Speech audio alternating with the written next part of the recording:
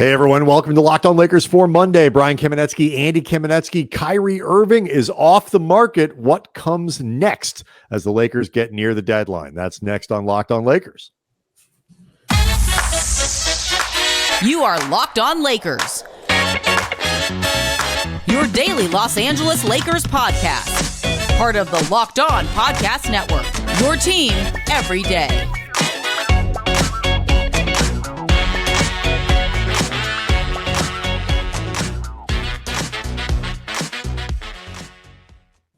Thanks to everyone for making Locked On Lakers your first listen of every day, Monday through Friday, sometimes Saturdays, and even on Sundays, Andy. No rest on the Lord's Day when news happens. The Locked On Lakers on YouTube is also where you can go to see the show. Appreciate the 11,000 now subscribers that we've got as the channel has just grown and grown and grown. Tons of activity over the course of this week, between the Lakers and finishing the road trip, and then all the stuff around Kyrie. Just a great place to talk to other Laker fans, talk to us. The Kyrie stuff was fascinating in terms of the reaction to the trade demand, and now going forward with Kyrie off the market. So that's where we're going to start, obviously. On Sunday, it was announced that Kyrie Irving will be traded to the Dallas Mavericks. The Mavericks are giving up a first-round pick, 2 second-round picks, Spencer Dinwiddie, and Dorian Finney-Smith, who is considered to be one of the better up-and-coming young defensive wings in the league. So that's the package that they got. Let's start here, Andy. I do want to actually, before we start, I do want to let people know that today's episode is brought to you by Prize Picks. The first-time users can receive a 100% instant deposit match up to $100 with the promo code Locked On. That's prizepicks.com, promo code Locked On. I thought this would last a couple more days.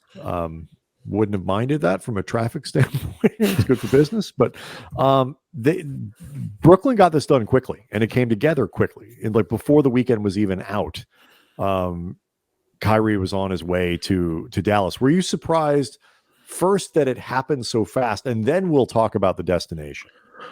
Not really, because I figured it's either going to be we trade him or we call his bluff. But if you're going to trade him, I feel like you're better off just getting this done and just being over with, because it's probably something you want to do pretty well. I mean, the Nets by now know the Kyrie experience, and they may like, as much as you could call his bluff, and if they really did not get offers that they liked, I'm sure, given what we've seen with Joe Tsai, in particular, how Joe Tsai, their owner, relates to Kyrie and the Lakers, which is something we're going to discuss. But we've seen that he will call bluffs. He called Kyrie's bluff earlier this offseason. He called Kevin Durant's bluff earlier this offseason. But once they opened up shop and saw that they were getting good offers, it doesn't surprise me that's like, you know what, just get this done so we can figure out the rest of what we want for the deadline. And clearly they want to try to remain competitive, try to keep Kevin Durant engaged and committed.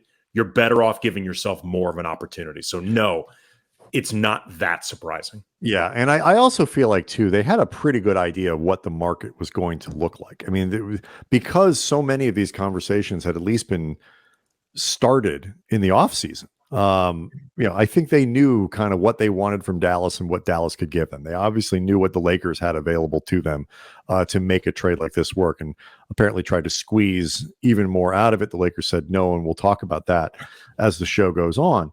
I think the key to what you're talking about, too, is, the Lakers made the offer. They made, the offer that could be done with the 2 first-round picks. Their commitment level to Kyrie is something that we can get into, but it's not like they were holding back and trying to get this done for 1 pick or whatever. The Nets knew their offer. If you want to stay competitive now, Finney-Smith is, fills a role on that team in terms of a really good defensive wing and a guy that people believe can become a really good 3-and-D player. And Dinwiddie's a 20-point-a-night guy. He's inefficient, and he's not Kyrie Irving in terms of offensive talent, but he's still a quality player in the NBA. The Lakers, and somebody they knew, yes, they already knew as well, because he had been part of the Nets' original culture that they tore down in the, KD, Kyrie era. Yeah, I actually saw a really funny tweet where somebody was like a rendering of what Spencer Dinwiddie would look like in a Nets uniform. It's just a picture of Spencer Dinwiddie playing for the Nets. But like the Lakers can't offer that. The Lakers could offer Russell Westbrook, who is not a player that the Nets wanted, and the picks. That's the only way to make that work financially. So if the Nets really wanted players, the Lakers would have had to involve a third team. People look at San Antonio and Jakob Poeltl but that starts to get really complicated. It gets complicated. Toronto is a possibility where Fred VanVleet would get routed to Brooklyn, and I actually heard Gary Trent Jr. as a possibility to the Lakers. Like mixing and matching all sorts of different stuff. But the more you involve other teams, the more, as you said, complicated it becomes. Toronto, it still seems like, based on a lot of different reports, hasn't quite decided yet what they want to do at the deadline.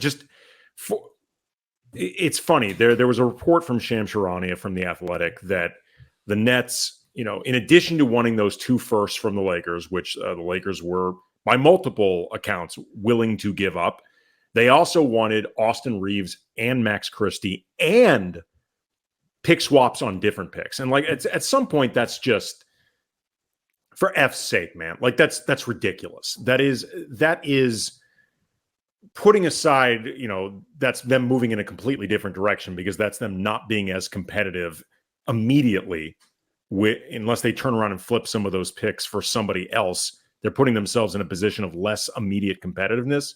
That's just too much. Well, I think the argument becomes from them at that point, like, we won't be as competitive, but it's such a good deal. We get the 2 good young players. No, I mean from the Lakers' perspective. Right. No, I'm saying from Brooklyn's perspective, I understand. It's like, okay, it's a bit of a shift here, but we get so much stuff here that it's worth doing. And, KD will be happy and gives us flexibility and all that. But I agree with you. Like at some point, the Lakers just like it. Well, and what's funny about this is you mentioned Joe Tsai and his special treatment of the Lakers. We talk a lot about the Lakers tax, and that there are teams that don't want to deal with the Lakers, don't want to feel like they want to improve the Lakers. I've heard versions of the Lakers tax expressed in the context of teams knowing that, they might have Rob Pelinka himself kind of over a barrel in terms of his security in LA, although that might have changed a little bit with the extension or whatever. This was much more a Kyrie tax. There is no bleeping way we are going to send Kyrie Irving to where he wants to go after what he has done to our organization over the last couple seasons. To what is it, 3.5 seasons, 3 seasons? I forget what exactly it is. We're not doing that. Like, unless we get so much stuff that it would just be stupid. And that's what they were trying to extract from the Lakers. Mark Stein reported this. Like, Joe Tsai was not going to send Kyrie where he wanted to go. He'd send him other places, obviously, but he wasn't going to reward him with his first choice unless the deal was just so ridiculous. And, Rob Pelinka and the Lakers were unwilling to cross a line, both in terms of stuff they were going to give up.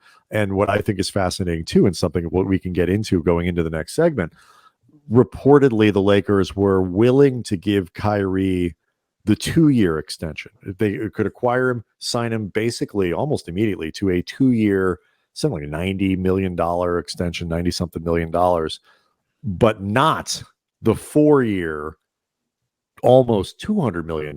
Which would have been a wink-wink. It would have been a wink-wink agreement. They could not officially do that. Correct. But it would have been a tacit understanding of, you are bypassing this 2-year extension because we have all agreed on a 4-year max extension, sight unseen, after all of Wave's arms around. Right. Which, I mean, in our Kyrie mini show, I made it very clear, and this was something I talked about for 3 hours, filling in on Mason and Ireland on 710 ESPN. I would have been willing to take Kyrie as a rental, even if it was an expensive rental, because if you really think Kyrie makes you a front runner, you can make an argument that it's worth a pick or two to be a true front runner. I would not have been comfortable at all with a 2-year extension. I would not be comfortable with any long-term commitment to Kyrie, but I could see how the Lakers could essentially just write that off as the cost of doing business.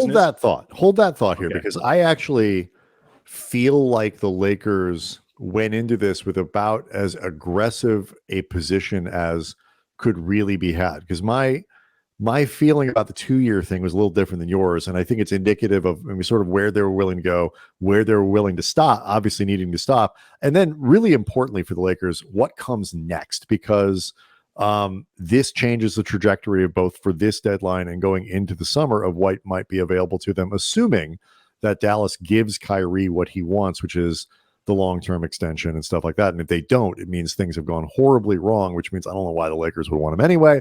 All of that coming up next.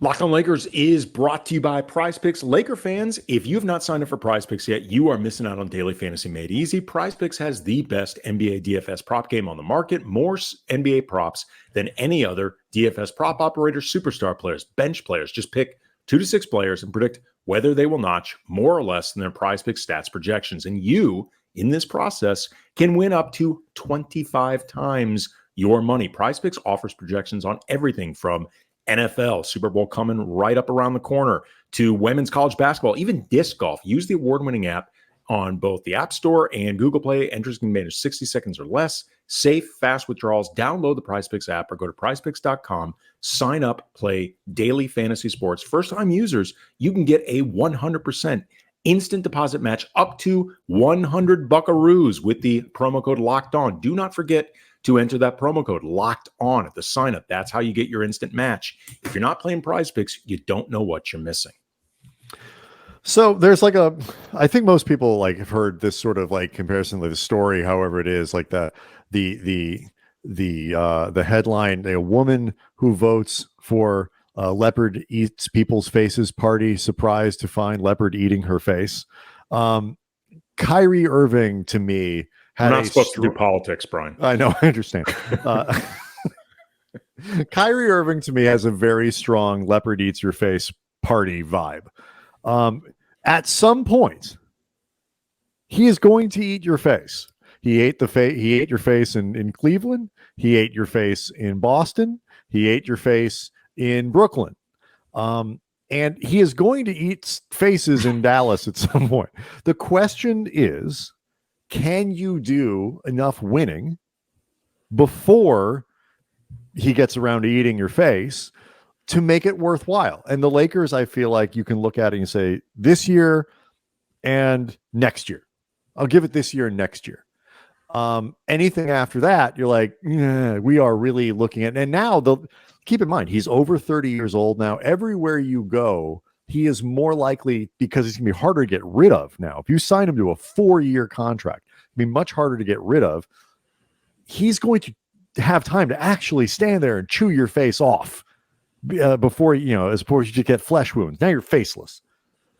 I feel like the Lakers, with a 2-year deal, which they apparently, reportedly were willing to do. Sam Amick at The Athletic reported that. The Lakers have made it pretty clear, I think, what they were willing to do to, I think, fend off the criticism that they were unwilling to make a move, basically because of LeBron, and we'll talk about that too. I think that's a pretty aggressive move. I think it would have made a lot of people uncomfortable, the 2-year firm commitment at $100 million, basically.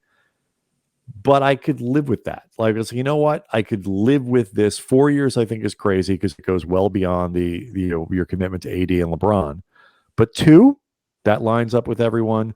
It's not so odious. And the difference between, say, Irving and Westbrook for that kind of commitment is that Irving is a much better player. And so I feel like, okay, it's a year more than I would like, but you can't do it for less than that. Kyrie said no. Kyrie wants the 4 years. I don't blame him. He wants to get paid. Fine. But that can't be the Lakers' full consideration there. And they certainly can't give them all the stuff that they reportedly were asked for by the Nets.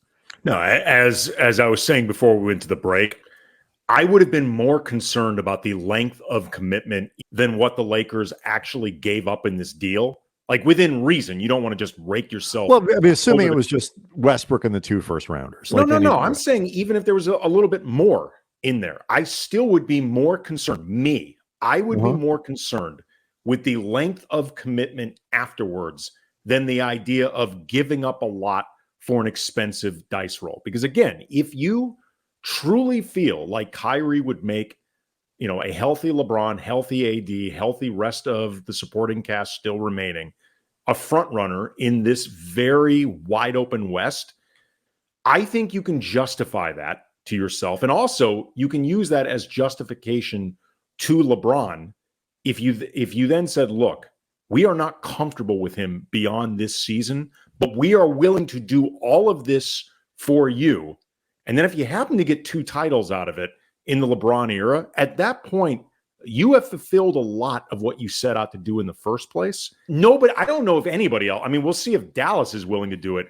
I don't know if anybody else around the league is going to be willing to give that to Kyrie this offseason. And the problem is, and I've heard some people say, and like a lot of people on the YouTube channel said, just trade for him. And no, the market won't be there. And then you can give him 2 years after that. He'll have to take it. That's not how you can enter into a relationship with Kyrie.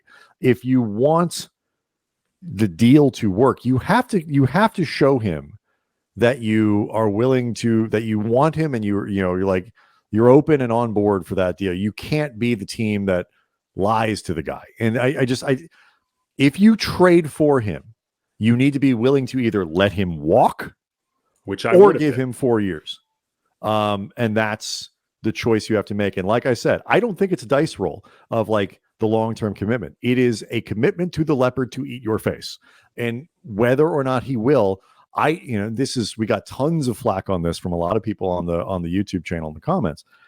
I don't like Kyrie, the person. I don't like the type of person who thinks they are so hyper enlightened that they see everything that the sheeple don't. I don't like a lot of the stuff that he traffics in. Does not make him a horrible person. He does a lot of redeeming things for the community and this. Kyrie isn't coming to LA to be my friend. My evaluation is based on what I think long-term is better for the Lakers, and it's going to blow up. And they clearly felt like 4 years was too much as opposed to 2. And I think they are exactly right about that. And I don't blame you for thinking 2 was too much. Whatever you think of Kyrie, personality, worldview, whatever, to me, it's actually irrelevant in terms of how my apprehension about anything long-term, any type of commitment with Kyrie, because his worldview, while there are elements of it I don't agree with at all, it isn't really the issue. The issue is he's proven himself to be wholly unreliable. That track record of unreliability is why I think the Lakers were right to say we are not going to move heaven and earth and do whatever, even if whatever means beyond the period LeBron is going to be here. Right. Theoretically, the commitment needs to be, you cannot make this trade without a willingness to do 4 years. You just can't. And, we'll see what happens to Dallas. But the LeBron part of this is interesting because, he, after it was all done, tweeted out, maybe it's me. Just like why? And that is a message like, why can't we get something done here? Maybe I'm the problem. Maybe it's not the front office that's not making the trades. That's why I think the Lakers as an organization who don't normally talk about these sorts of things, if they can avoid it, have been so open about like, hey, we offered this. Like, yeah, go put that out there. We offered this. We were willing to do this. We were not willing to do this. So there is not a lot of confusion. The reporting has come down on this pretty quickly for some very reliable people. And I'm sure a lot of this comes directly from the Lakers. LeBron's frustration is understandable. He's playing at an incredibly high level. He's responsible for some of these things. And, I don't necessarily expect him to be like, well, I screwed it up, therefore, but I get it.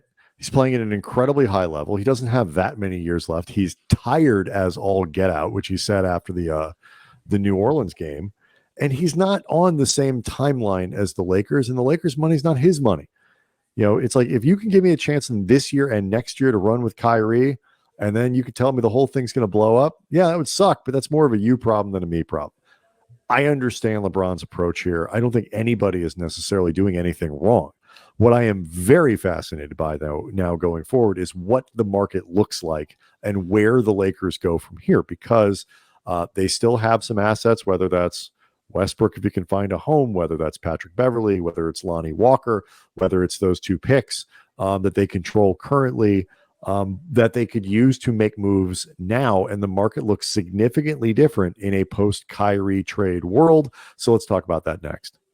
Locked on Lakers is brought to you by Built Bar. If you're looking for a delicious treat, but you don't want all the fat and the calories, you got to try Built Bar.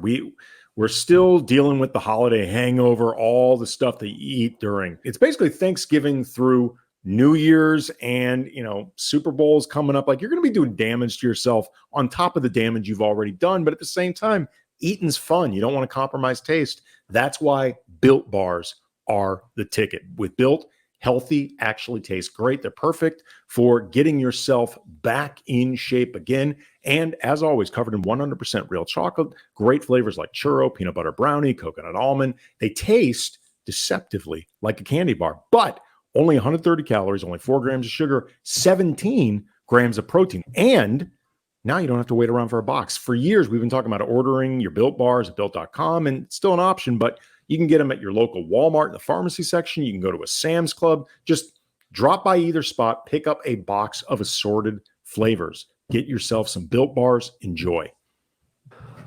So there's been some chatter, Andy, that that the Jazz are, who have been presumed to be one of these teams that would be blowing it up and whatever it might be, are willing to make some moves here, whether that's Malik Beasley or Kelly Olynyk or Mike Conley, who's, I think they've been willing to go. Jared Vanderbilt, who would probably cost you a little something or other, because good young player, very good wing defender.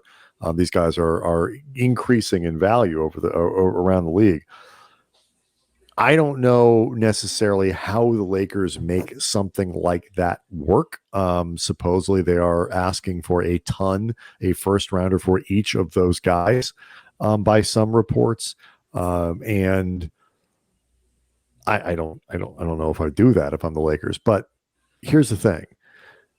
This non-getting of Kyrie puts the Lakers back on a trajectory where their best opportunity to improve around LeBron and AD is kind of what they started with Hachimura, which is find 3 or 4 players and use, whether that's through cap space, whether that's through trades or whatever it might be, work on the depth of the rotation and finding skill sets rather than finding another star. Maybe Kyrie was worth ditching that plan for. Clearly they thought he was on some level.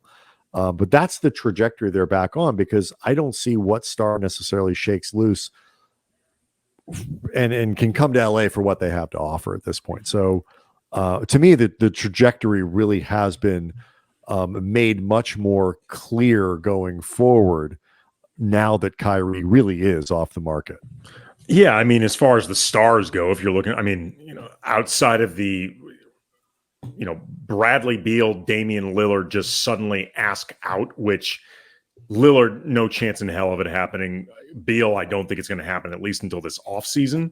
But, by the way, if you thought Joe Tsai was asking for a lot to get a trade to the Lakers, the amount of stuff Portland would demand to trade Damian Lillard to LA, they're not going to do that. I mean, I'm just telling you, they're not. The Lakers do not have enough stuff to satisfy the 3rd, 4th, 5th, and 6th teams required to come up with some type of extraction that makes Portland able to stomach sending arguably the greatest Blazer ever to the Lakers, the team their fan base hates more than any other.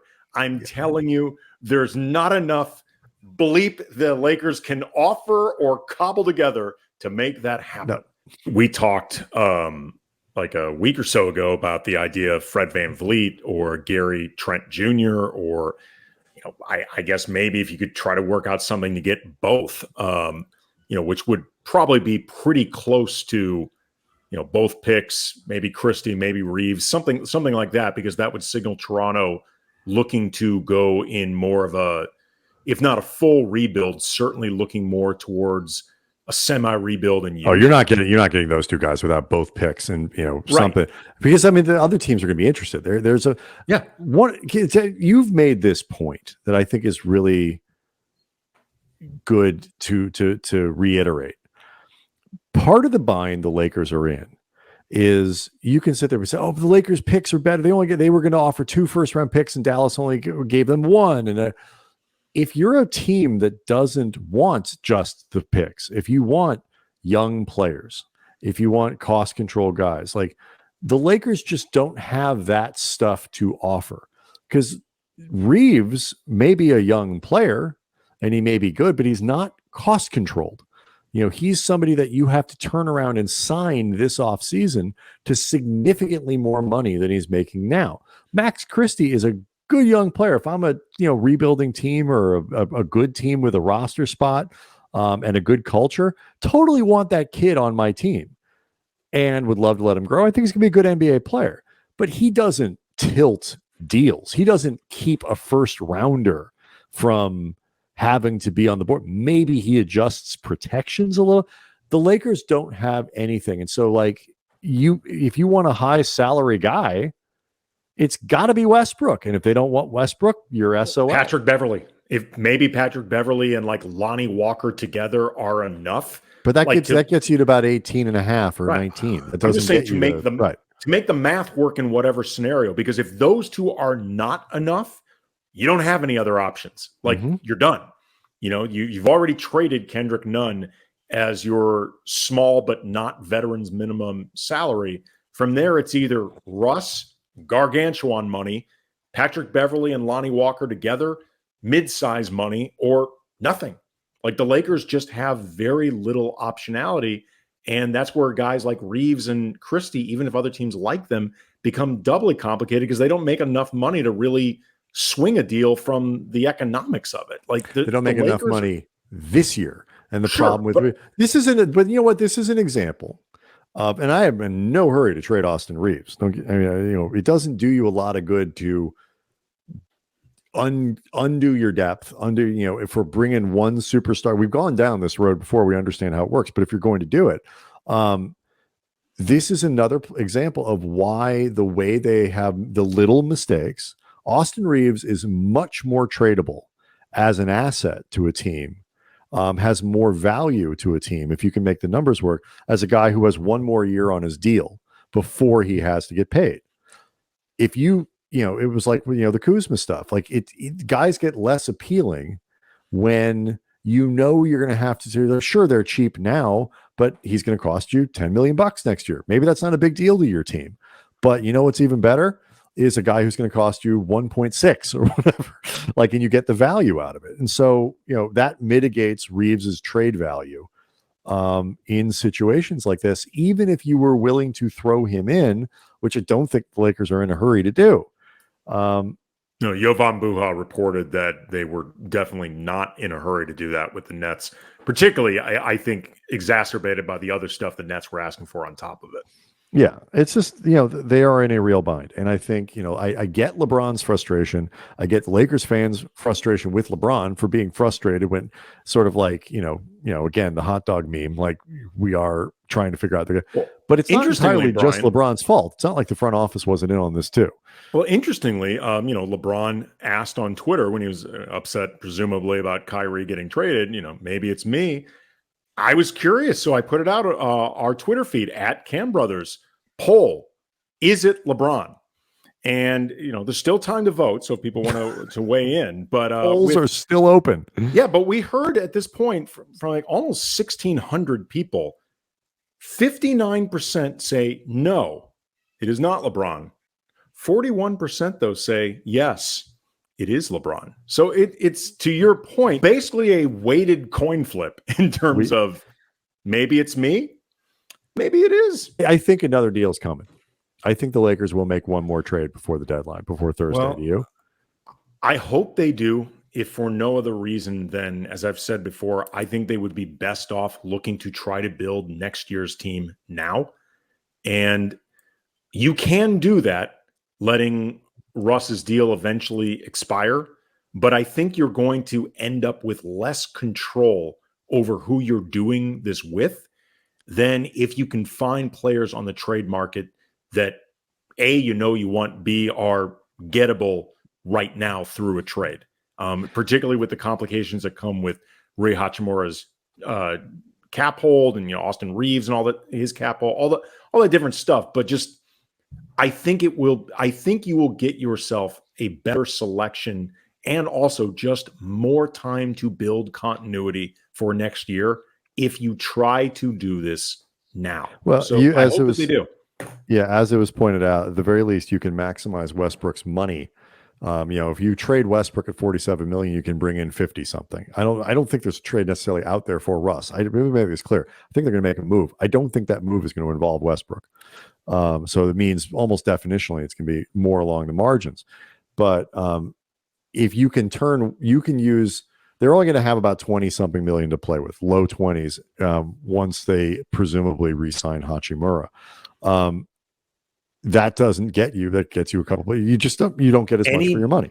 Any bit of depth that they can build for next year, unless they plan on re-signing Patrick Beverley and plan on re-signing Lonnie Walker, which neither of them feels like a given to me at all.